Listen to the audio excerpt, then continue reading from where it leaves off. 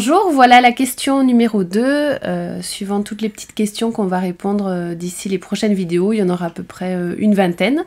Et la question numéro 2 est promiscuité imposée, pourquoi elle nous gêne?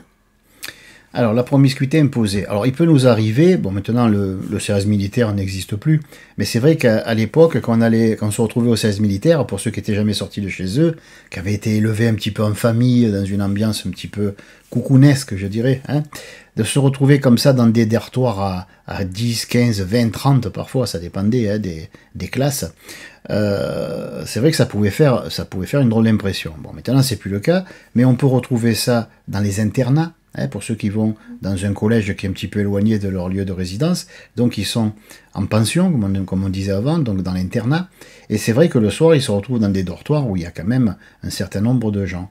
De même dans une classe où on est tous dans la même classe, ou alors quand on fait du sport, où on est tous rassemblés autour du prof de gym, etc. L'idée n'est pas tant dans la promiscuité elle-même, parce que c'est vrai que quand on est dans une foule, on peut se sentir étouffé. Bon, ben là, c'est physique. Mais pourquoi se retrouver avec des personnes avec lesquelles on n'a pas d'atome crochu, comme on dit, hein, pourquoi ça peut nous poser un problème? Alors, il faut comprendre qu'avant d'être des êtres humains faits de chair et de sang, nous sommes des êtres énergétiques. Autour de l'être humain, de ce qu'on appelait avant l'aura, hein, ça c'est un terme qui n'est plus trop usité normalement, maintenant on parle du champ énergétique et informationnel. Autrement dit, dans le rayonnement qui est tout autour de votre corps, qui peut aller à peu près en moyenne jusqu'à 80 cm de la surface de la peau vers l'extérieur, ce champ énergétique et informationnel, comme le terme l'indique, le double terme l'indique, parce que tout est double, toujours. C'est ce qu'enseigne la psy-ESO, entre autres. Dans ce champ énergétique informationnel, donc, on retrouve toutes nos façons de penser et surtout toutes les émotions.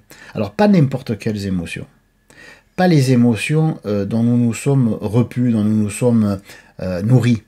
Mais surtout les émotions que nous avons refoulées. Parce que c'est bien beau de dire « je refoule mes émotions ». Alors on dit ça va dans l'inconscient, le subconscient, etc. Finalement, on ne sait même plus trop ce que ça veut dire, tout ça. Il faut savoir que les émotions que nous refoulons, regardez le geste, ben nous le refoulons dans notre champ énergétique. Comme ce sont des émotions, c'est la partie purement énergétique, hein, le plan énergétique est autour de nous.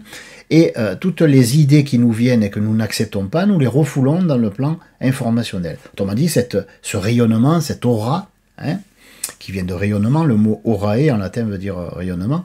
Donc cette aura, ce champ énergétique qui est de double nature, contient et des informations et de l'énergie, mais sous forme de sentiments, d'émotions, pas toujours agréables. Hein. On va être poli, on va dire pas toujours agréables. Bon. Donc quand nous nous trouvons confrontés à un nombre d'individus que nous ne connaissons pas, sur lesquels nous n'avons aucune prise. On ne peut pas les séduire comme on peut le faire avec nos parents, avec nos amis, on ne peut pas trop les questionner, on ne peut pas non plus les faire chanter, etc. Donc on est un petit peu obligé de subir leur présence. Et on pense que c'est leur présence typiquement physique qui nous pose problème. En vérité, il n'en est rien. Ce qui nous pose problème, c'est ce qui se trouve dans leur champ énergétique informationnel. Et il faut savoir que si ce champ va à quelques 80 cm des corps, ben, quand nous sommes à côté l'un de l'autre, quand on est à 40 cm de l'autre, par exemple au cinéma, ben, on a nos deux champs énergétiques ben, qui sont mélangés, hein, qui sont un petit peu comme ça là. Voilà. Donc, alors vous allez me dire, oui, alors, de toute façon, qu'est-ce qu'il y a, que peut avoir comme pensée cette personne que je ne puisse pas avoir moi, et que peut avoir comme émotion cette personne que je ne puisse pas avoir. Et en effet, mais le gag, c'est qu'il faut prendre les choses à la lettre. En effet, la personne a les mêmes émotions que vous, sans doute, ou du moins des émotions semblables. Mais comme vous, comme nous tous, ben, elle peut s'interdire de ressentir certaines choses, s'interdire de penser certaines choses, et donc refouler certaines de ces émotions, perceptions, etc. Bon. Donc, imaginons que vous soyez quelqu'un qui refoule ses émotions au niveau nervosité. Par exemple, vous avez horreur de vous mettre en colère. Pour vous, se mettre en colère, ça y est, c'est la fin du monde, vous n'avez plus aucune maîtrise de vous, et vous vous condamnez immédiatement. Il y aura d'ailleurs une vidéo à propos de la colère, et vous verrez que vous risquez d'être surpris. Donc, imaginons que vous vous interdisiez toute trace d'émotion un petit peu débordante, on va dire, et que vous refouliez ça dans votre champ énergétique. Hein. Donc, dans votre champ énergétique informationnel, il y a l'idée, l'information, donc, que vous ne supportez pas. La seule idée d'être en colère, vous ne le supportez pas. Il y a cette info. Et dans la partie purement informationnelle, il y a l'émotion qui stagne, qui attend d'être traitée Et traité, ça veut dire être assimilé.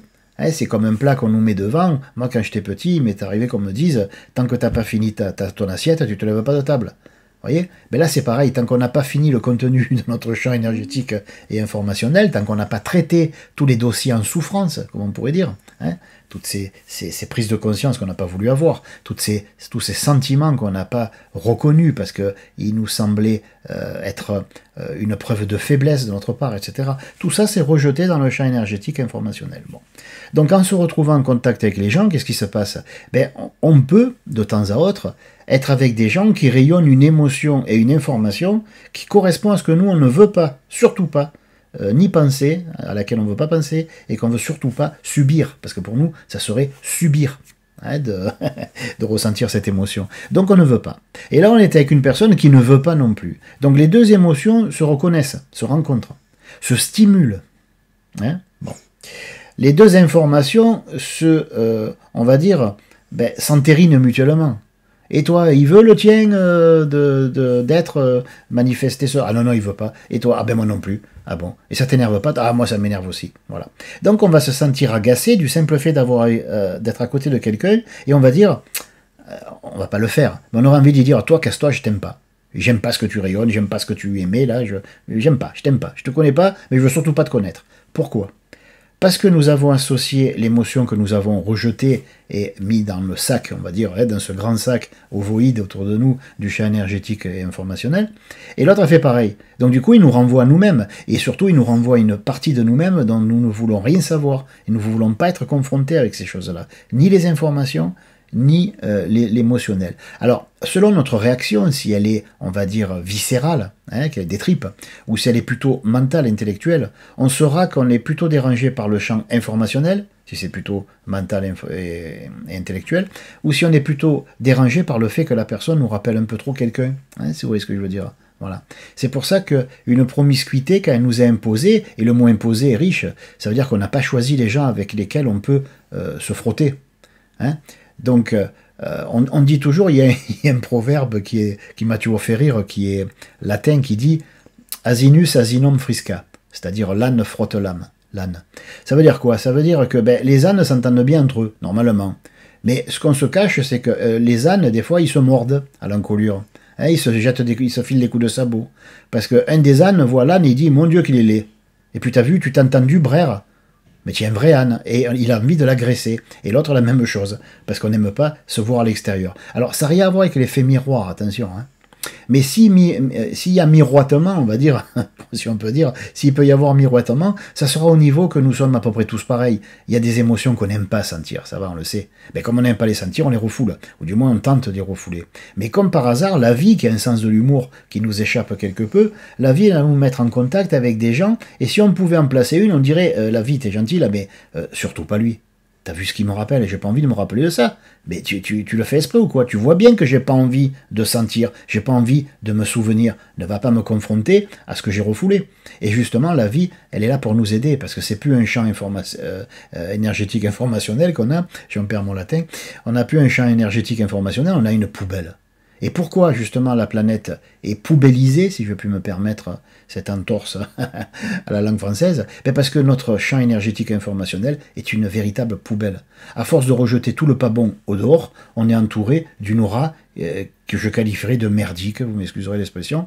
Et c'est vrai que quand on se frotte à ça, et c'est rare qu'on se frotte la peau l'un contre l'autre quand on fréquente quelqu'un, mais quand il est en face de nous, même à 1 mètre de nous, on est dans son champ aurique. Hein, donc nécessairement, il y a un échange d'informations. Et il y a plus qu'un échange d'informations. Il y a un échange d'énergie. C'est-à-dire que là où on n'avait pas la force de se laisser aller à une émotion, d'un coup elle va nous envahir. Et on se dit, mais d'où ça vient ça?